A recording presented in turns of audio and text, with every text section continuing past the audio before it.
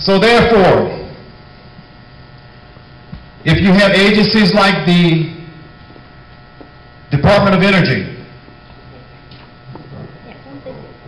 what do they do? What have they done since they were created under the Carter administration? Nothing. That's a lot of money. We would look hard at what they're doing, what their mission is, what service they're providing to the American people, if there are any redundancies on what they do, if they have responsibilities that are vital and necessary that could be taken and absorbed by another department. You say, well, you can't do that. People will lose their job. Duh! Who's paying for it? Yeah. We are. It's our money. We, the people of the United States, in order to form a more perfect union, establish justice, ensure domestic tranquility, provide for what? The common defense. The common defense. Does not say provide for the no-load agencies that are drawing a paycheck.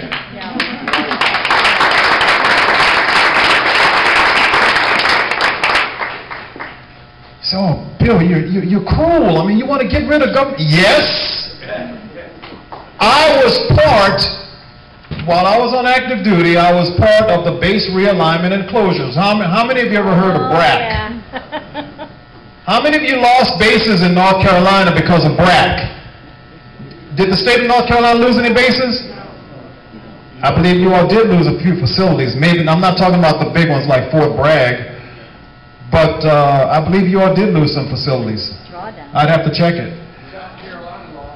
I understand that, but I believe North Carolina lost some too, but that's kind of neither here nor there. My point is, if they can say, they meaning the bureaucrats, can take our defense budget and tell the Department of Defense, we're going to slash this much. Now, you come back and justify, oh, by the way, we want to take these 20 bases. That's the way they do it. We're going to close these 20 bases. Now, you, Department of Defense, come back and justify to us why they need to remain open. And Department of Defense had to do it. And there were some they were able to come back and justify, but others, they had to make the tough decision. And I'm telling you, the impact was significant in many cases. But the military still finds a way to get the job done. How about a hand for our military?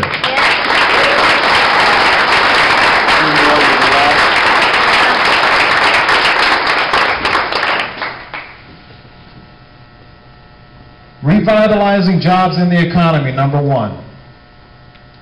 Smaller government, number two. The third thing is strong leadership. With Bill Randall, you will get someone who has had opportunity and has proven sustained excellence in leadership. And I'm only telling you that for the sake of a background. I am not here boasting, bragging, saying I'm all that in a bag of chips. But the reality is, to make the pay grade of E9 as a Master Chief in the Navy, or a Sergeant Major in another branch of service, or Chief Master Sergeant in the Air Force, by law,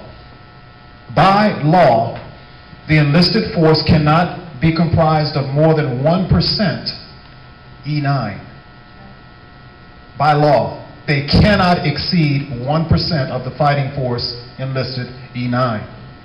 And then I had an opportunity as an E9 to be selected for a special program that draws from the E9s to a special program, Command Master Chief. And I'm telling you what it takes to look out for the morale, welfare, habitability, advancement, discipline, you name it, anything dealing with the care for all of those under your charge. That is what it takes, and more, to be a senior enlisted in the United States military. And I count it an honor to have had that opportunity. But sustaining that and looking at the record, and my record was screened before I could be selected. So I'll put my record against Brad Miller's as far as leadership.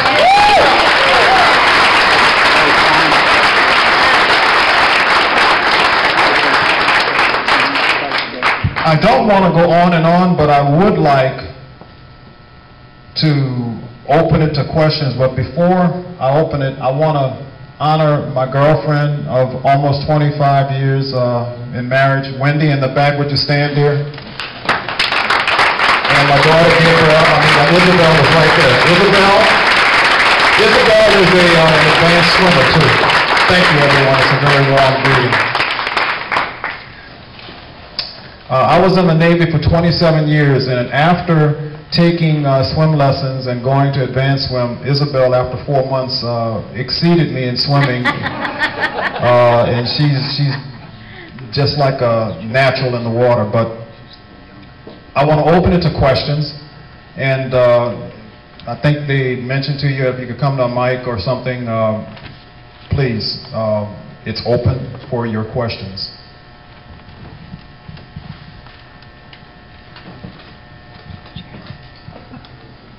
If there are others that want to ask a question, if you could position yourself by any of the other mics so we could keep it going. Yes, ma'am. I have two questions. Question number one is, how do you stand on amnesty for illegal immigrants? Second one is, what is your, how do you stand on gay marriage? Okay. Very good. Amnesty, I believe in the rule of law. I believe if you violate the law, there should be consequences, and you have to face the consequences. Plain and simple. I do not believe you should get a pass.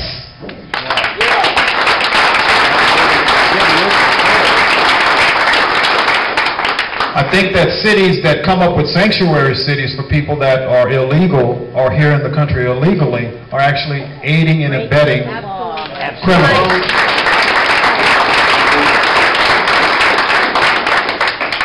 I've used the analogy before, but I'm going to illustrate the point.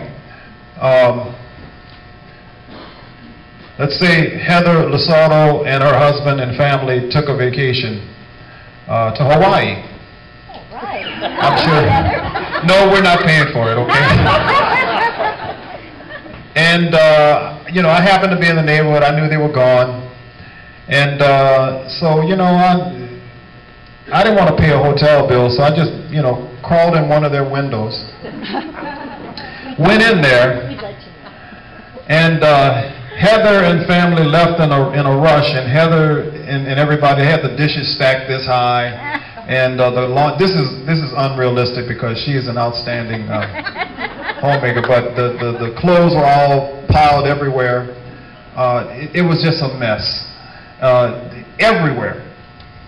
And so I'm in there and I wash all the dishes, wash all the clothes, dry them, fold them. Some of the shirts, I iron them. And I go in there and I take the food out of the refrigerator, and I know they're coming back that evening, so I thaw the roast out and make a roast and everything, and all the trimmings going with it. And they open the door and they come in and they see Bill Randall in there. They even know me. And then Heather gets on the phone and says, "What in the blank are you doing in my house?" And she calls the police. Now, would that be heartless and cruel for her to call the police? No. I was trespassing, violating their space. I broke the law. Now, I could make the argument, but look at all I did. They needed all this done, and I even cooked a good dinner for them and everything, and then the judge is going to say, 60 days, or whatever, and the $5,000 fine. Why? Because we have a constitutional republic. You do not pick and choose the laws you want to obey.